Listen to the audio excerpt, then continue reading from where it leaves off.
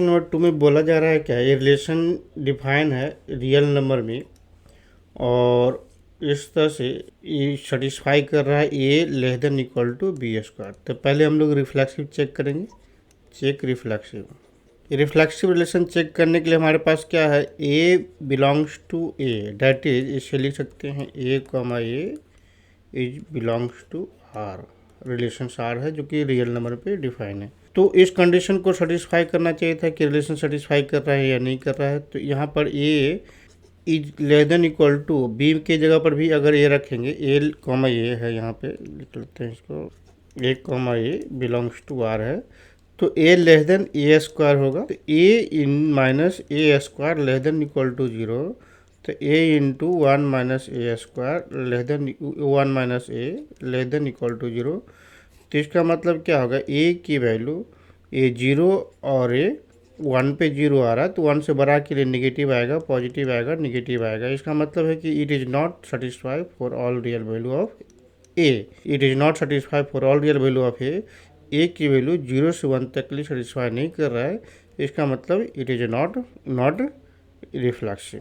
एक और real value के लिए सेटिस्फाई करता तो ये रिफ्लेक्सिव होता। सिमेट्रिक चेक करो। सिमेट्रिक चेक करने के लिए हमारे पास क्या है, A is related to B and also B is related to A. That is इसे लिख सकते हैं, if A comma B belongs to R then sure that B comma A also belongs to R. ये prove करना है। जब A given है तो A belongs to A comma B belongs to R, it is given, so A less than B square, it is given. But हमें ये करता है कि प्रूव करो कि बी लेस देन ए, तो इसका मान लेते हैं, चलो ये सेटिस्फाई करता होगा, तो B square less than equal to A square हो जाएगा। अगर B less than A square हो जाएगा, B less than A square होगा, तो यहाँ पर B square less than A पे पावर 4 हो जाएगा। तो यहाँ पे क्या लिखेंगे, A less than B square की जगह पर ए पे पावर 4, तो A 1 minus A Q less than equal to 0। ये भी हमारे क्या हो रहा है, 0 और 1, 0 1 से बड़ा के लिए पॉजिटिव निगेटिव, ए निगेटिव पॉजिटिव निगेटिव इस तरह से आएगा। तो ये ऑलवेज सेटिस्फाई नहीं कर रहा है, तो इज नॉट सिमेट्रिक।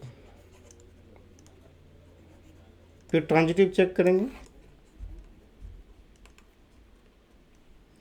ट्रांजिटिव में होता है A comma B belongs to R, B comma C belongs to R, ये दोनों गिवन होगा, तो then we have to prove that A comma C also belongs to. तो यहाँ पे ये दोनों गिवन है, डेट इज हम इसे लिख सकते हैं कि A less than B square and B less than equal to C square. तो देन प्रूव डैट, यहाँ पर आप क्या कर सकते हैं, B square less than equal to C square.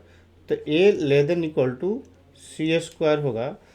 तो ये चीज़ जब B square less than equal to C square, तो यहाँ पर इट इज़ ऑलवेज, यहाँ पर बी के जगह पर B less than equal to C square, तो हमें ये प्रूव करना है कि A less than C square, तो बी स्क्वायर सी पावर 4 हो गया ये।